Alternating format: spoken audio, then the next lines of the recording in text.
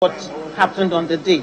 But I believe the official record will capture the events of the day, and so that can be left as it is. Thank you, Mr. Speaker.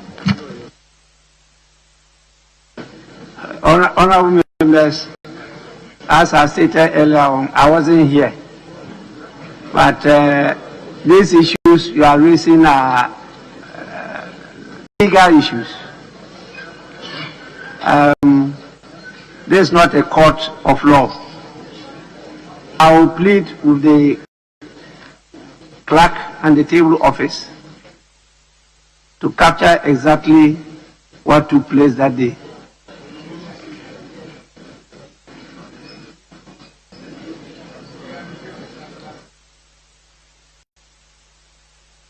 Page 9. Yes, sir. Yeah. Thank you, Mr. Speaker. Mr. Speaker, we all know how the Honorable Member for Swami is. On page 9, on motion number 15. The name has suddenly transmogrified, to use his own word, into a wholly aphanic name. So the Speaker is here. I'm sure this is not his name. Every single piece of the name is aphanic, and I think it's wrongly spelled, Mr. Speaker. Thank you.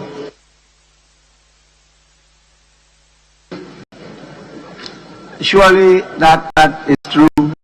Table office, please correct the spelling of his name and how it is arranged. Page 10. Yes, Honorable Member. Thank you, Right Honorable Speaker.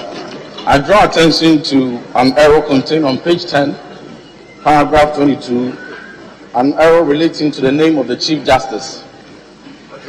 The correct name of the Chief Justice is Kwesi Enin Yeboah, with a hyphenated Enin Yeboah. And it is important that the name of a notable public office of such stature be correctly captured in our records. And therefore, I respectfully request the table office to effect the necessary correction. Thank you. Yes, table office, kindly take note. Page 11. Page 12. Yes, Honorable Member for Odododo. Right, Honorable Speaker. Page 12, number 15. I believe I heard you correctly when that day you mentioned Adia Ramatu Baumia. I'm seeing Adia Samira Baumia here, and I want to know whether you are correctly captured or there is a mistake.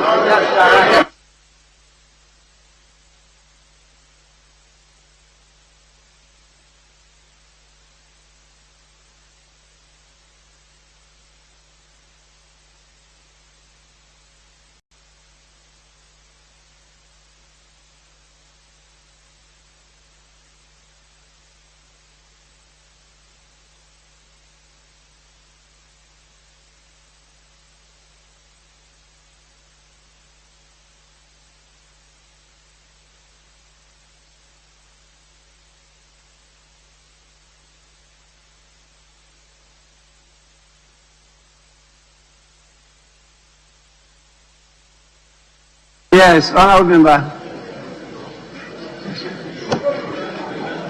Most grateful, Right Honorable Speaker. Right Honorable Speaker, item numbered XVI.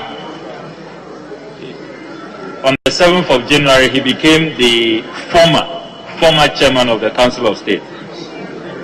So former should be inserted in accordance to Article 89(5) of the Constitution.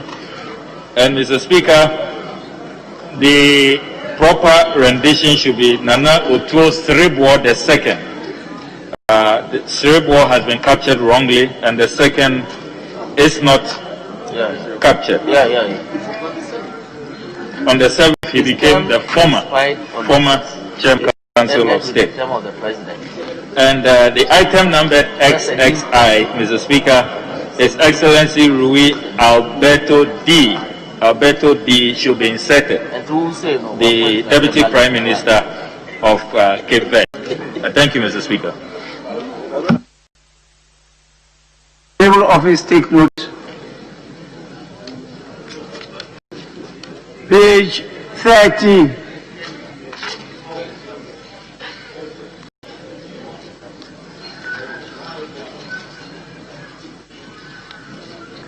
Yes, Honourable Member. Most grateful, Right Honourable Speaker. Right Honourable Speaker, on page 13, item numbered Roman numeral XXVII. The Honourable Jean-Yves Le Drian. He is the Minister for Europe and Foreign Affairs. Europe has been omitted. And the next one immediately following that, Mr. V. Muralidharan. It should be properly captured. The name has been captured wrongly and has been wrongly spelled. And Mr. Speaker, he is the Minister of State for External Affairs, and not Foreign Affairs, the External Affairs of India. Thank you, Mr. Speaker.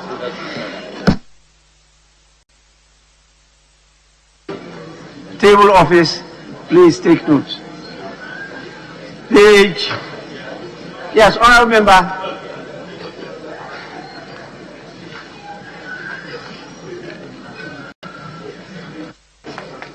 The Speaker, back to page 11.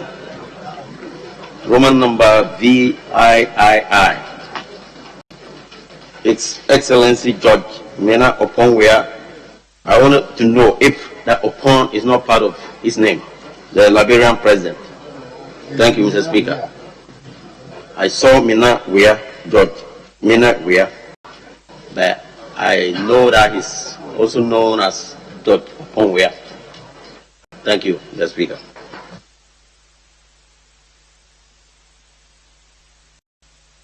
Honourable Member, we will cross-check from the document that was given to us.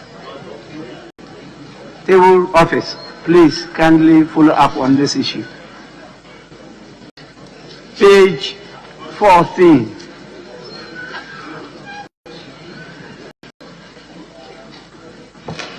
Right, Mr. Speaker, on page 14, the first item, Ambassador J. Peter Pham, is without an R. It's PHAM without an R. If it can be corrected accordingly, Mr. Speaker. And Mr. Speaker, the Moroccan ambassador to Ghana, Her Excellency Miss Iman Wadil, it should be an O and not a Q. Yeah. It's an O and not a Q. And Zambia has a High Commissioner and not an ambassador. It's a Commonwealth and can be corrected accordingly. Thank you, Mr. Speaker. Thank you, Honourable Member. Honourable Members, in the absence of any further corrections, the votes and proceedings of the first sitting of the first meeting of the first session held on Thursday, 7th January 2020 be adopted as the true record of that day. We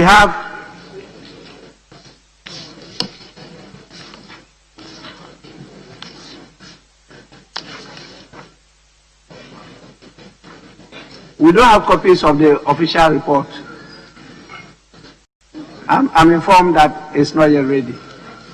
So we will move to item 4. Statements. Yes. Mr. Speaker, I just want clarity on a particular subject because our colleagues were responding to you when you said majority group. Majority group. They immediately bounce into dancing. Pursuant to our standing orders and per the records available to you, I'm aware that officially MPP 137, NDC 137, a tie or a gridlock. When you say majority group, what do you mean?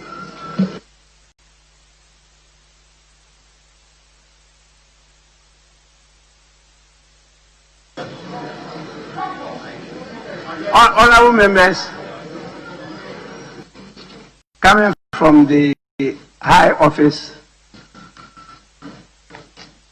the personality of the leader of the NDC wing in Parliament, sometimes referred to as caucus instead of wing, I will try to clarify what I stated. The word group means more than one. And before I use that phrase, I did state that no party had over the other in terms of numbers. But since the independent member decided to do business, in fact said to associate in the conduct of business on the floor of this House with the MPP wing or caucus in Parliament, they two put together now constitute majority parliamentary group.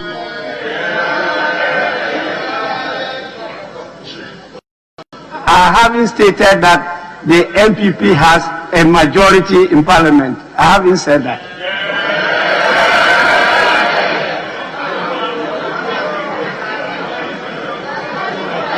I am taking the trouble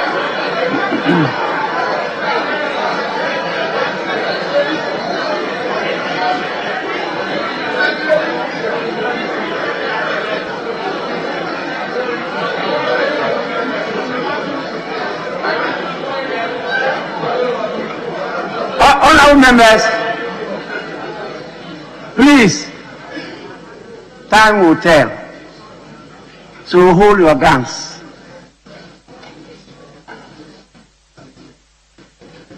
You are aware that the good people of Ghana having finally decided on some of you. But so far as you've been sworn in, you are honorable members of Parliament. And so let's give ourselves a few more months. We will see who will be forming majority, minority, or whatever. But the essence of those terms carry some meaning in some jurisdictions. In Ghana, it's only on numbers. Whether you sit at the left or the right is of no consequence so far as the Parliament of Ghana is concerned. We are not running the parliamentary system of governance. What we have here is a horseshoe arrangement. And clearly, when you go through the symbols, particularly the maize, and the traditional meanings of the symbols there, you understand that the good people of Ghana are not interested in this kind of partisanship. They're working together for the interests of the people. You don't get any additional benefit from being on majority or minority except a few pecks. That definitely you know. So let's go on. The good people of Ghana will tell us who will have the numbers more than the other. I'm taking my time to explain this because this is of extreme public interest.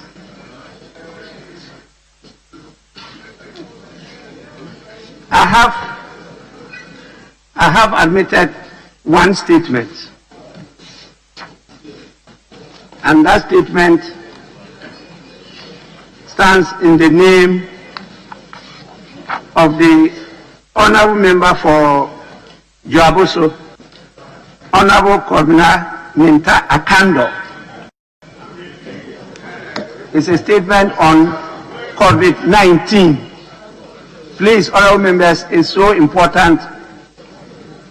I want us to take some time on this statement, even though we will try to regulate the debate. Honorable member, you may now present your statement. Mr. Speaker, I'm grateful for the opportunity to make this statement and also congratulate you on your election, the Right Honorable Speaker, for the 8th Parliament of the Republic of Ghana. Mr. Speaker, COVID-19 situation in Ghana has returned to the forefront of public attention due to the recent surge in new infections and hospitalization in the wake of the political and holiday seasons. As of January 11, 2021, Ghana had recorded or confirmed 56,981 cases, some 1,404 active infections. As many as 44 of these are in severe or critical condition.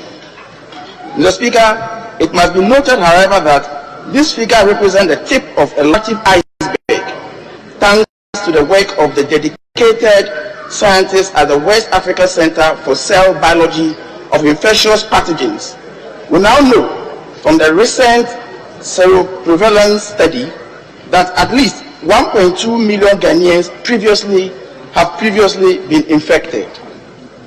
Mr. Speaker, risky behaviors have been on the rise for the last few months, during which time compliance with preventive guidelines like mask wearing and physical distancing has plummeted to dangerous lows. Mr. Speaker, the overall picture at this moment is of a nation operating on the false security of case numbers that are more reflective of the inadequacy of testing than of the true situation on the ground. This is killing risk perception among the public, a large proportion of which does not believe the virus is real, that it exists in Ghana, or that it has killed their fellow citizens. Mr. Speaker, testing data published by the Disease Surveillance Department of Ghana Health Service indicates that Ghana's COVID-19 positivity rate is currently over 10%. That is more than twice the 5% level that the WHO recommends as a benchmark for reopening society, including academic institutions. Additionally, the surge in infections and in apparent severity, with Ghana Health Service reporting a record number of severe and critical cases on January, is cause for concern about the risk of new or imported strains transmitting undetected. Mr. Speaker, this state of affairs reflects the continuing failures with risk communication, public engagement, and pandemic management. And it's at this time, when infections are rising, the health system is overwhelmed, and public compliance is at its very lowest, that schools are being reopened. Mr. Speaker, while I acknowledge the efforts made by Ghana Education Service, Ghana Health Service, and their respective ministries, early signs from tertiary institutions suggest that a great deal must be done to reduce the risk of transmission on campuses. Very little has been done practically to facilitate physical distancing in residential facilities. Mask wearing has been inadequate, and the risk perception among students also appears low. Regular screening of students for COVID-19 would be a major tool for infection control.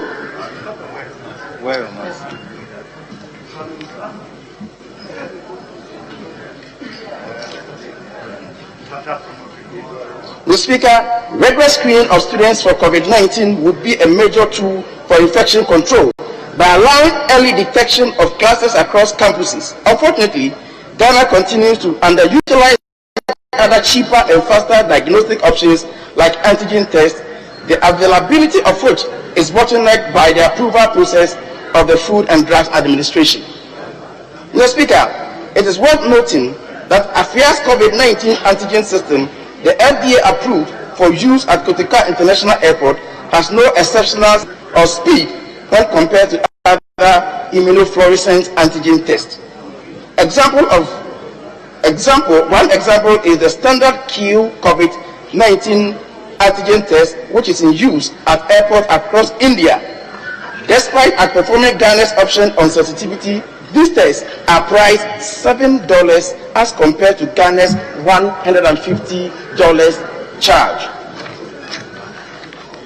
Mr. Speaker, the approval of alternative like this would expand our diagnostic toolkit and lower the barrier to affordable rapid testing, and it would make routine screening in communities and schools far more feasible, practical, and sustainable. Mr. Speaker, I urge the relevant authorities and agencies to be guided by the best available science at this crucial point in Ghana COVID-19 pandemic, and to be open and responsive to constructive criticisms on those grounds.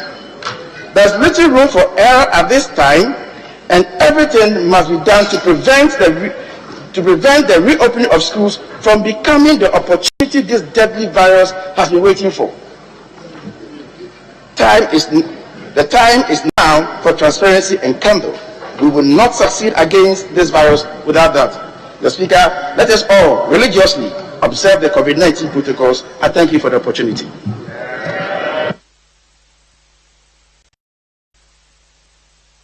Honourable members, it's a very important matter.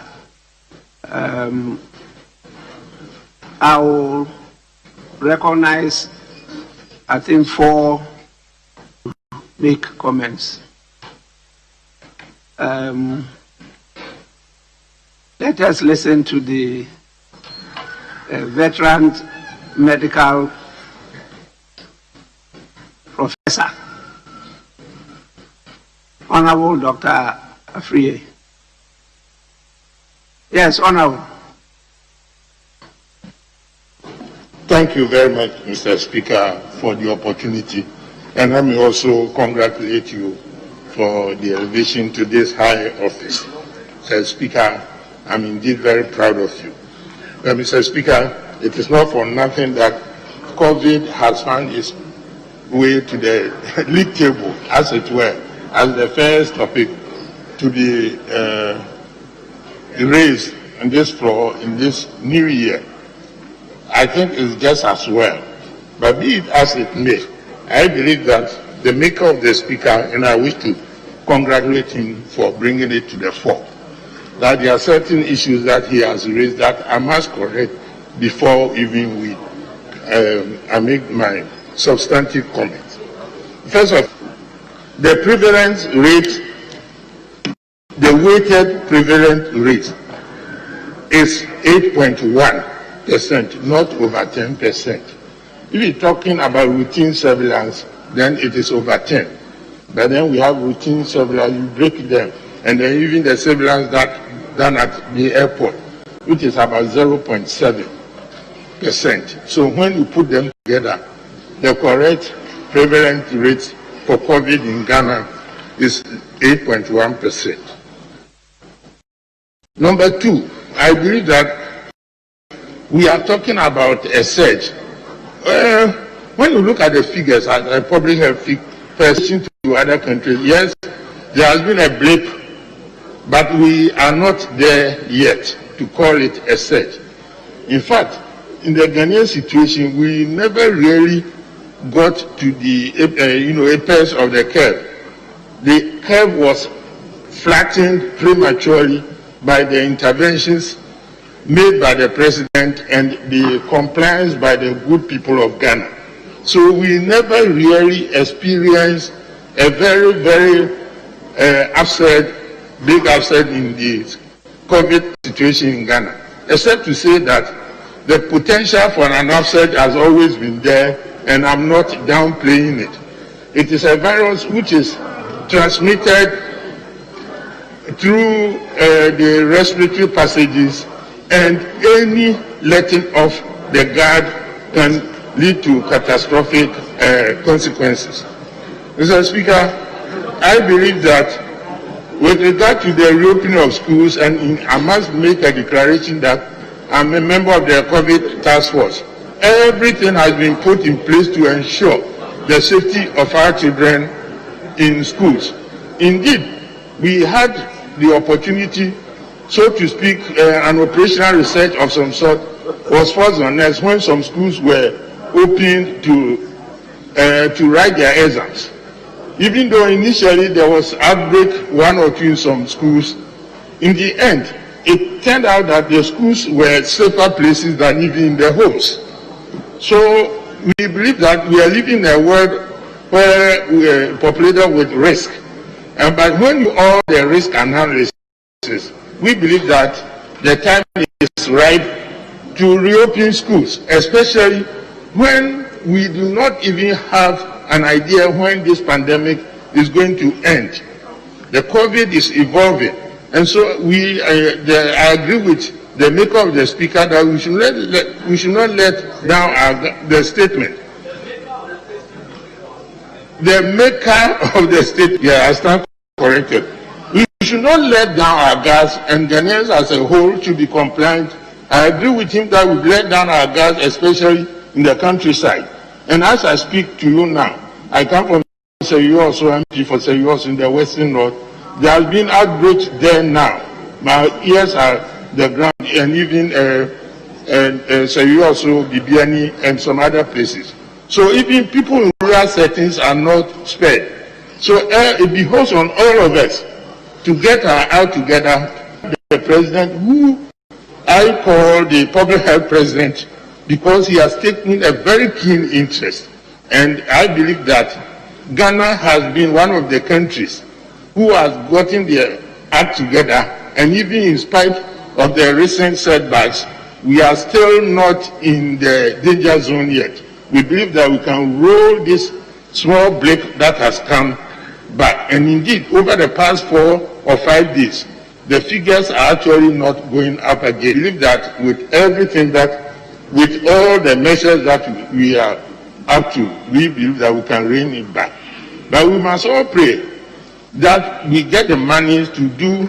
The vaccines are on the horizon, and we should get out together as a parliament, help the government so that we can get the vaccines to vaccinate our people. And again, but before then, before vaccines come, social distancing, masking, hand washing still remain at the core of the effort to fight the COVID. And with those remarks, I believe that I want to thank the maker of the statement for bringing this once again to the fore of affairs in this new year. Thank you very much for the opportunity, Mr. Speaker. Honourable Member for Pusiga. Thank you, Mr. Speaker, for the opportunity to comment on the statement ably made by my colleague on COVID-19. Mr. Speaker, before I continue, I wish to congratulate you for your ascension to this noble and high office. May the Almighty Allah grant you that wisdom to undertake your work. Mr. Speaker, reference paragraph 1 of the maker of the statement, paragraph 2 of the maker of the statement tells us the numbers as at January 11. And I am always very happy to be reading numbers instead of percentages. The figures are always better than the percentages, because the layman out there hears or listens to the percentages and doesn't see the enormity of the problem at hand. So when we use figures, people tend to really understand it better and believe that we have a problem that is surging very fast. Mr. Speaker, to have a figure of 56,981 cases and going further to say 1,404 active infections. So many a times, Mr. Speaker, you realize that even as you need to ask yourself questions. We are saying cases, confirmed cases. Can't they affect people? What is their effect on society? What is their effect on other citizens? We tend to make it look like it's not that bad. But I believe that from the education that has been given, analysis that have been put out, discussions that have gone on, Mr. Speaker, they are as highly a risky group just as the 1,404. Mr. Speaker, because of the weight that we put on the cases, on the issues that come up, our people out there do not believe, Mr. Speaker. They do not believe. They don't agree with us. They think that it's not true. It's not a fact. And so you go to the lorry stations. I was happy to see TV3.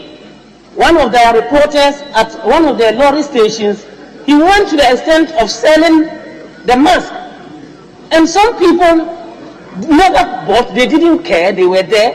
The driver who was shouting the loudest and probably spilling all the saliva and all those things, jumped onto his car and continued shouting while others were sitting in the car without any mask. We think that this goes to tell us that we have a lot more to do than even just testing and telling that this number has that confirmed or effective or ineffective or whatever cases that you have. The education needs to go down. The education needs to go down to let our people know that this is a real situation. This is a very, very serious situation that we need to take. Mr. Speaker, get to the villages. I take my own village, Pusiga. I believe that when you go and it's a market day, you may not get up to, if you are lucky, you may get about 10 people who will be wearing masks. But they are all in the market. And so many people come in town. We have two border countries, that is Togo to the north and Burkina to the north, and then Togo to the east. And so we crisscross, and yet there is no wearing of mask because lack of education and lack of understanding. Mr. Speaker, we are talking about our educational system and we're talking about schools reopening. I will even not want to talk so much about the universities and then the senior secondary schools because they are innocent. What about the very young ones, the little ones that are going to go back to school? How many of them will have that opportunity to be catered for properly so that they will be able to wear their mask always and also ensure hand washing and social distancing? These little children, they learn by association. Mostly, they learn by contacts. Some of them even go to the extent of backing one another. Mr. Speaker, in our local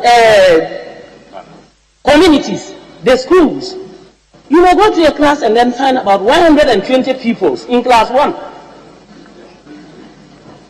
What are we doing to ensure that these children will be properly catered for? If we are going to run double track in the primary schools, do we have enough teachers to ensure that it takes place?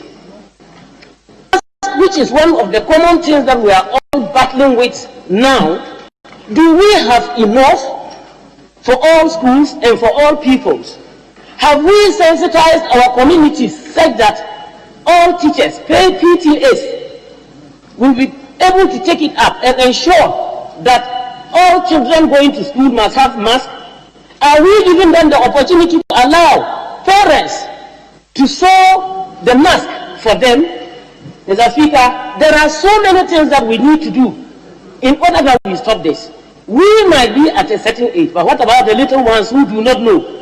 If we give them the opportunity to sew the mask, we shouldn't compel them to sew white mask. Because the white mask cannot be managed by these little children. They should be given the opportunity to sew it, even if they decide in a particular school, a particular color, so that it will help them. Mr. Speaker, another great problem that has come up as schools reopen is the issue of accommodation in our tertiary institutions. We have heard of the University of Ghana, where accommodation has become a problem because of trying to ensure that the COVID-19 rules are abided by. Perhaps a room that was containing 6 people might have to be contained by 3. What have we done to ensure that the other 3 that are leaving that accommodation would have a place? Because it's quite a dangerous situation and it's not good enough. Mr. Speaker, before I will end, I want us to take our own sitting in this chamber. Although we might think, but many a times we are in contact with each other. A whole lot of things. What are we doing to ensure that all these factors are catered for? Mr. Speaker, please let us ensure that education is taken up seriously. Let us let our people understand. I do not buy one particular measure that was being used some time ago, that when you go to any public place and people are not using masks, arrest them and take them to the police station and let them pay. From which account? Where are they going to get the money from? How many people can you arrest in the market? And how many people can pay? So, Mr. Speaker, I think that many others have got something to say. I wish that we rethink, rejuvenate, and ensure that the education goes down well, and that every public place, everywhere that education goes down, support is given, especially to the schools. Accommodation is looked at for the tertiary institutions to enable us fight this pandemic. Mr. Speaker, with these few words, I thank you for the opportunity.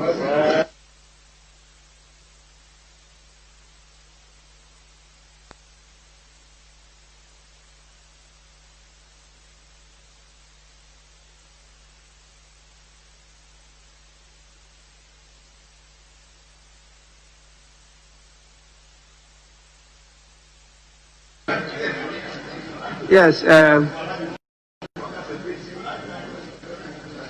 yes, Honorable Mutala. Thank you, Mr. Speaker, for giving me the opportunity to contribute. And made by honorable colleague of mine, Honorable Akando, in the matter of a challenge that confronts all of us. And before I do that, perhaps on behalf of we the I shall attend, I want to take the opportunity to congratulate you for having been elected as the Right Honorable Speaker for this August House. Mr. Speaker, the challenge confronting us are enormous. It is no respecter of NDC or MPP. It's a challenge that confronts us every single day and every single minute. The extent to which people have lost their lives, kids have become, women have become widows as a result of this deadly pandemic that struck globally. Mr. Speaker, shocking as the figures may be, shocking as the number of those who have succumbed to this unfair pandemic may be. All those shocking figures we have may not be the true figures as is supposed to happen. Because we have stopped testing. Now, if you only need to test to be able to determine the number of people who are infected by this. Now, if you are not testing, how can you get accurate figures as to those who have been infected by this disease? And that is why it is worrying that in looking at these challenges, we must confront it with sincerity and honesty, particularly those of us who are tasked with a responsibility. I do agree that it is not the responsibility of holy government. It is our collective responsibility as citizens and as people to ensure that the education my honorable colleague indicated about is done properly. However, the group of people who have the utmost responsibility to aid and facilitate the wider education we can do is the government, and that's that fact. So I think that we must take the education aspect very serious. Mr. Speaker, we have gotten a vaccine for COVID-19. The question I ask myself and I ask all of us, how prepared are we to administer the COVID vaccine? Because His Excellency the President has indicated that I guess in 2 months' time we may have the vaccine in Ghana. Have we prepared ourselves to do a pre-test of the? Because this vaccine was not developed in Africa. Neither was it developed in Ghana. And I really don't think that in developing this vaccine, we've witnessed the testing of the vaccine among people whose biological makeup may not be the same as ours. Must we just get the vaccine to administer on the people of this country because it's been administered somewhere? I think that the Minister of Health, and I'm happy the former Minister for Health is here, and the Ghana Health Service ought to take this serious. That we must not just start administering any vaccine on Ghanaians without having a pre-test of that vaccine. Because the consequences of administering it on the citizens of this country without a pre-test may be more dangerous and deadly than we anticipate or expect. So I would challenge, particularly the Ghana Health Service, to do more to ensure that we begin getting prepared and having a dose of it where people will be willing to be administered with the vaccine before the nationwide vaccination of the vaccine as is being gotten. Mr. Speaker, I have kids who are very young, and sometimes I have sleepless nights because schools have been asked to reopen. I bought this nose mask for my 2-year-old boy. It is extremely uncomfortable. You put it on him, within the next 2 minutes, he will remove it and throw it somewhere. That boy will have to go to school. Now, I may take the necessary measures to ensure that I don't get myself infected with this. Have we asked ourselves, the kids in the school, whether they'll be able to do that? And maybe perhaps these are people who have the luxury to put their kids in private schools. Go to the public schools. The teachers themselves don't use masks. Maybe perhaps people would think that everybody must acquire. Some people cannot even afford to buy a mask, a nose mask, let alone put it on. That is why there is the needed responsibility and effort to be given that we provide this for the schools, particularly public schools. Mr. Speaker, I think that we need to discuss this issue without any political coloration. And when people raise critical questions, it ought not be looked as just doing criticisms of political expediency. It should be considered as a challenge confronting us. And when we criticize, the criticisms must be taken in good faith. Because once we identify that this is a challenge because critical issues have been raised, I think that you'll be on the way of finding solution to those critical issues that are raised. But the moment critical issues are raised on a matter such as COVID, and the conclusion is that these issues are being raised because of political expediency, I think that we'll be losing the battle. With these few words, Mr. Speaker, I want to sincerely thank the maker of the statement for reminding us once again that it is getting serious. And the earlier we act with expediency and sincerity, the better for our kids, the better for this country, and the better for generations yet unborn. With these few words, I thank you so much for giving me the opportunity, Mr. Speaker.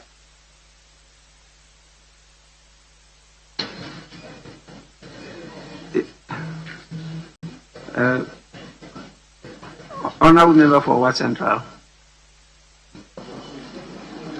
Thank you. After that, we'll take the professionals. Pardon? After your contribution, we'll listen to the professionals. Okay. Thank you, Mr. Speaker, for this unique opportunity. Mr. Speaker, let me join my friends to congratulate you for your ascension to the third most important office in this country. And coming from this house, we know your competence, your abilities, and we are very confident that you deliver to the best of your abilities. Mr. Speaker, since 12 March 2020, Ghanaians have been on edge because of the first 2 cases of COVID that were discovered in this country. We have had situations where reports are given, very scary reports about infections, deaths, and etc., etc. Mr. Speaker, as we are speaking now, the seriousness attached to reporting about COVID raised to the level of the presidency has come down at a critical moment when COVID is rising again in this country. Mr. Speaker, I believe that we need to take it much more serious than the ebb it has now. Mr. Speaker, because of COVID, the world economy is suffering. Because of COVID, Ghana has attracted a lot of attention. The World Bank has donated about 100 million to Ghana. The IMF has donated more than $1 billion to Ghana. IFAD has donated about $20 million to Ghana. Mr. Speaker, our own Bank of Ghana said close to 10 billion Ghana cedis to Ghana government to fight COVID. Mr. Speaker, this shows that the disease is not child's play. The disease is about development, and the fact that we are unable to kill it completely in Ghana should still insist on our being careful and being committed to fighting it. Mr. Speaker, I want to urge you that when cabinet is fully constituted, we will want a full report about how much money has been received, how COVID is being fought, and where we have gotten up to now. This is important. We need to be very committed in how much time, resources we are devoting it. Mr. Speaker, the present situation in which reports are coming back to us that COVID again is on the rise is frightening. In my own region, we have heard that our 16 members of the region, citizens of the region, have been affected or infected by COVID. Mr. Speaker, we need to rise to the occasion. We need to be determined about it. If we are serious about COVID, this country will come to normal. If we are not serious, Mr. Speaker, we are going to have a much more dangerous situation than we had in the previous months and year. And therefore, Mr. Speaker, I want to urge you to make a pronouncement and to invite government as soon as possible to appear on this floor to make very concrete pronouncement as to what government is doing with what resources that are available to it. We don't expect any more resources than what has been given until there's a full account of what has happened and what has happened to the money and what government has done with it. Mr. Speaker, at this, Mr. Speaker, with these few words, I would like to end my contribution, but to urge my members here to take note that the Speaker's directive about a minister supersedes questioning here. The Speaker can direct a minister to come here and give reports as we are requesting. Mr. Speaker, thank you very much.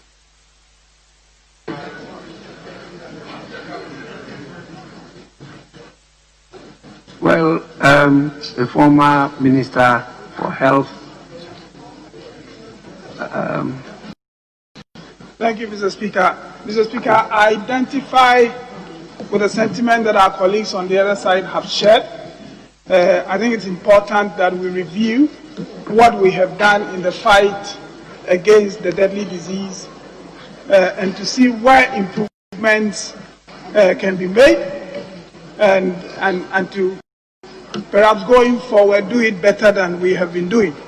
But Mr. Speaker, it's important that we correct some inaccurate pieces of information that have been mentioned on the floor. It is not correct that the IMF and the World Bank have donated money to Ghana. It is completely incorrect.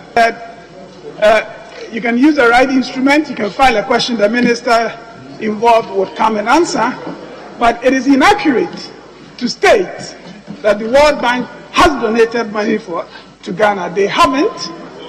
The IMF has not donated any money to Ghana. These were facilities that were provided across for everybody. It is a loan for which we will have to repay. So to suggest on the floor of an important forum like this that it was a donation is not right, and I hope the records would correct that. I thank you, Mr. Speaker. Doctor.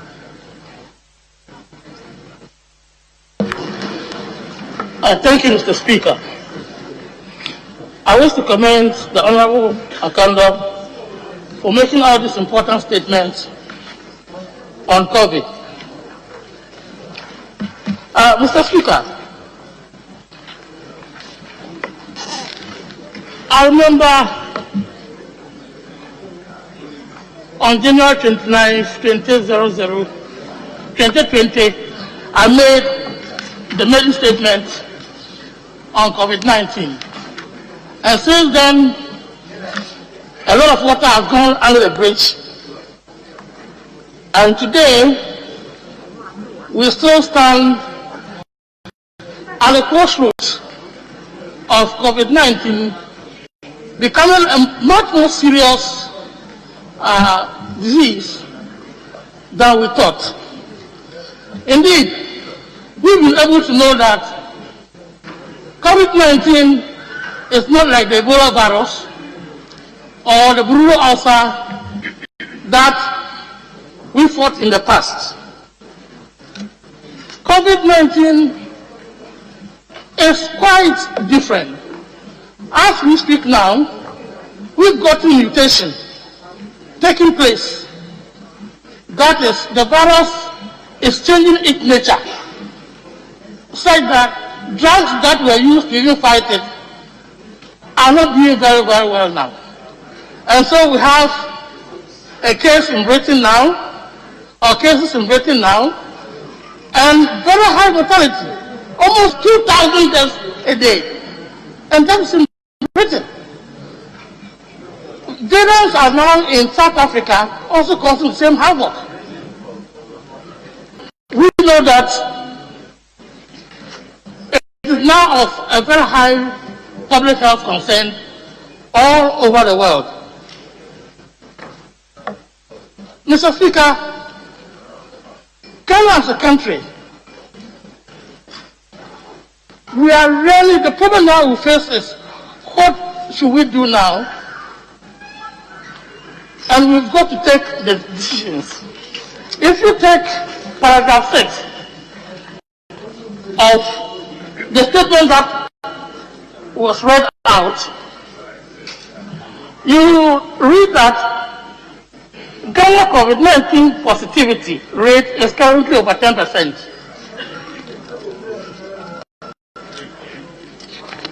And that is more than twice the 5% level that the World Health Organization recommence as a benchmark for reopening society institutions. In other words, if we take this parameter, it means that Ghana is not qualified to even open what? Our schools. So what do? Do we still continue as it used to be, closing down the institutions, or we try to move towards normalcy? When I say normalcy, I'm talking of having our education, our recreational centers functioning, and of course, living normal lives under such circumstances. Mr. Speaker,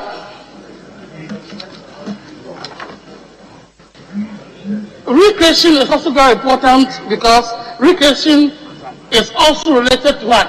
The management of stress. And when you manage your stress well, you also have a good immunity. And so all those things are part of it. And so as a nation, we need to sit down and look at this aspect very well and see which way we are going and how we are going to manage it. But as concerned to me, now is the cost. Is the cost of testing for COVID-19.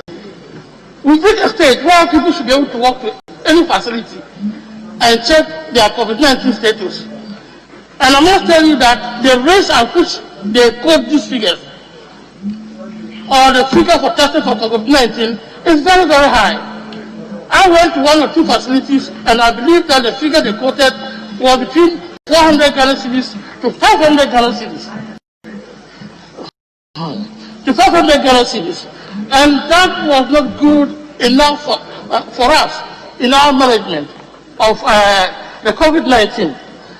And at the same time, the issue of the vaccine, I think my colleague spoke a little bit on it. There are so many issues that are coming up.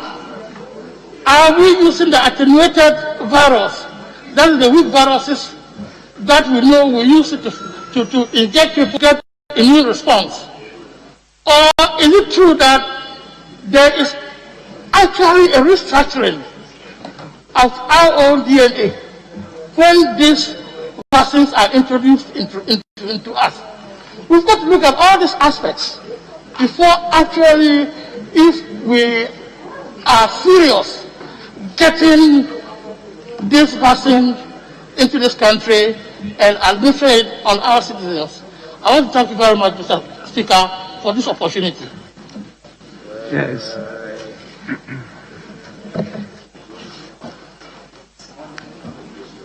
Thank you, Mr. Speaker. Mr. Speaker, I speak as a member of the House, but with massive privilege of having worked with the task force and still continue to be a member of the COVID task force. Secondly, let me thank the maker of the statement and my colleagues for showing concern of the high numbers we are picking at the moment. It cuts across the country. A greater significant proportion is in Greater Accra, Ashanti, Western, and a few places Upper West, with numbers that are not as huge as we have in Accra. So Accra continues to be as same or similar to what we were confronted with from beginning of March 2020. Mr. Speaker, government has not closed any structure that was set up to do the battle with COVID. The command center is still operating. The COVID task force is still meeting. The procurement of COVID-related commodities is ongoing. And Mr. Speaker, privileged information, government has actually procured close to about 20 million face masks to be distributed to schools where children can have protection against COVID, together with their teachers. Training by Ghana Education Service for teachers and how to relate with these young people have all been done. They are working on trying to not keep them in school for very long hours, but still get maximum value for the little time they will stay in school. So a lot of things are ongoing. And I find the appropriate time when cabinet has actually been properly set up. I believe government will send the Minister for Health, if it happens to be me again, to come here, to come and give a statement on what preparations governments have done. Mr. Speaker, for March coming, there are a lot of things the President talked about, some of which almost all have been put in place. We have expanded our testing capacity to the extent that several places now are testing with gene expert machines and the appropriate PCR cartridges in this country. Veterinary services, even internally, are doing some tests now there. The traditional areas we started with, the cases here in Kumasi and Noguchi, are all testing. So these things are in place, and I believe we have quite a number of facilities that are now testing now. Mr. Speaker, as for infrastructure and the systems and the structures we put in place, they are all working. And I'm glad my colleagues have noticed that what is left still continues to be risk communication and how we can get all our